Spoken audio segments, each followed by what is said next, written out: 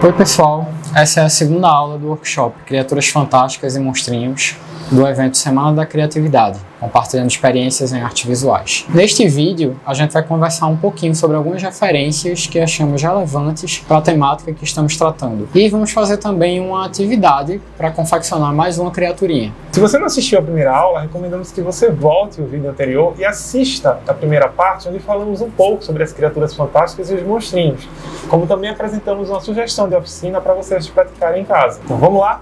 Eu sou Ruso. Estou novamente aqui, acompanhado do meu amigo Felipe, para darmos continuidade às atividades da oficina.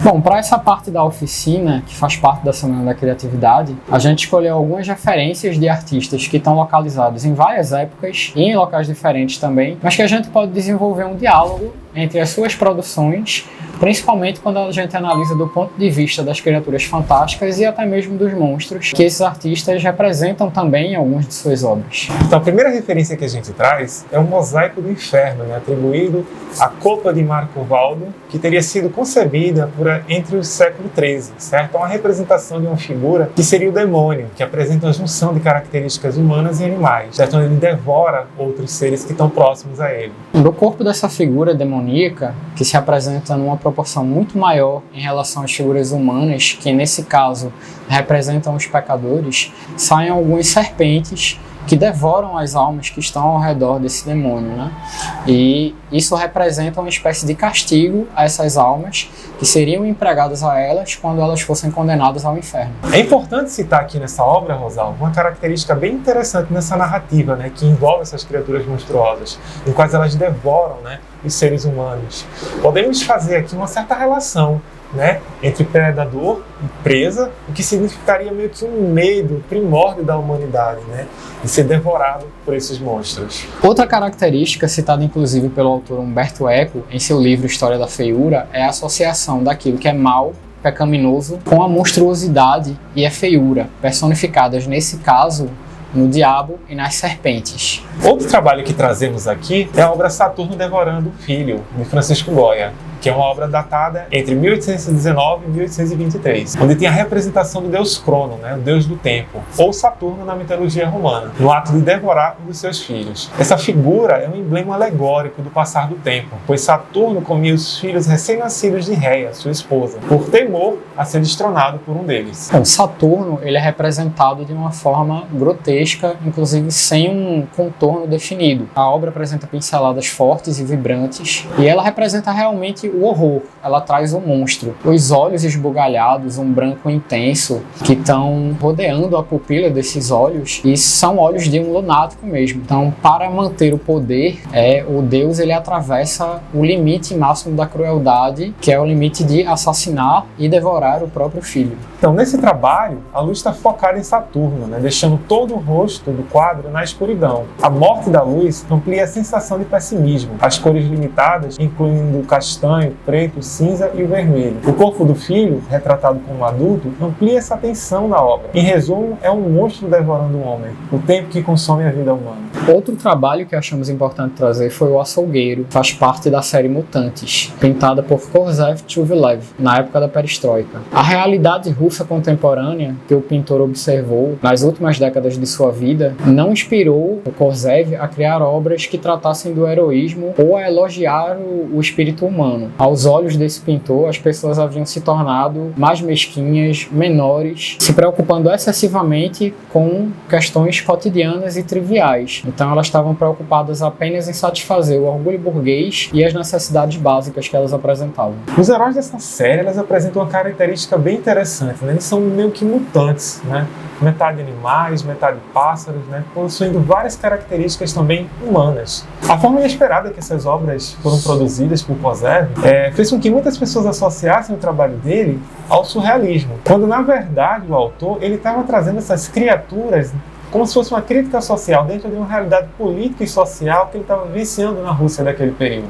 Outro artista que achamos importante abordar aqui foi o pernambucano Abelardo da Hora, que tinha como característica marcante o expressionismo e o engajamento político e social representados em suas produções. Nessa obra, por exemplo, Abelardo coloca os homens como criaturas bestiais, que, segundo o próprio artista, poderiam ser estúpidos o suficiente para cometer atos de violência uns contra os outros, devido a discordâncias de posicionamentos políticos. É preciso refletir um pouco sobre o contexto, em que Abelardo produziu essa obra. Ela é datada de 69, período que abarca o regime ditatorial no Brasil, em que a censura e a repressão violentas estavam no seu auge, principalmente com o Ato Institucional número 5. O próprio artista foi vítima dessa repressão violenta, sendo preso várias vezes ao longo do período da ditadura militar e tendo várias de suas obras destruídas pela ditadura.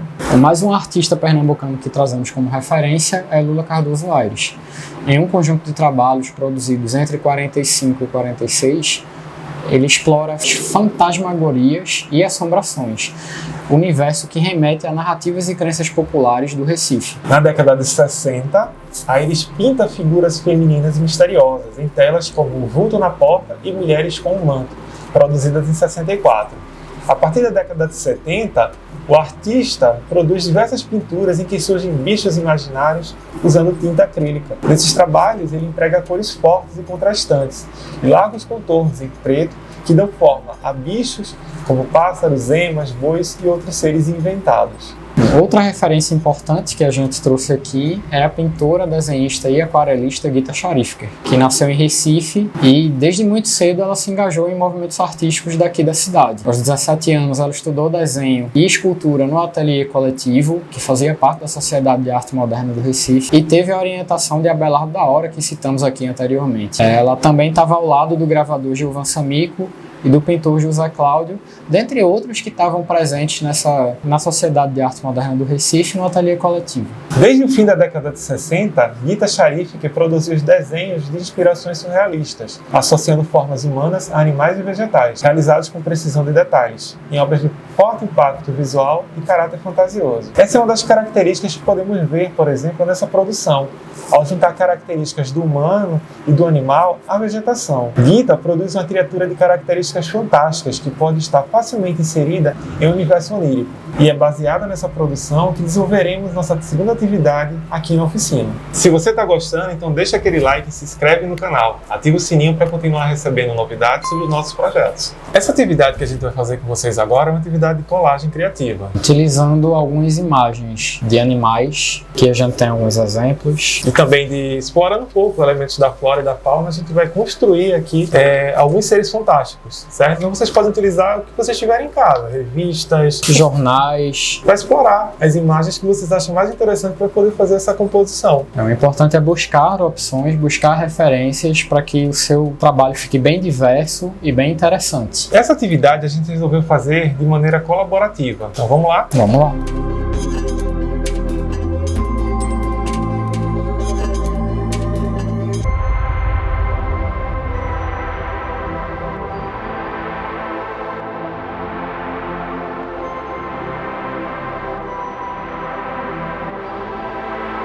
Bom, depois de recortado, fizemos aqui a composição da nossa criaturinha fantástica e agora vamos fazer a colagem.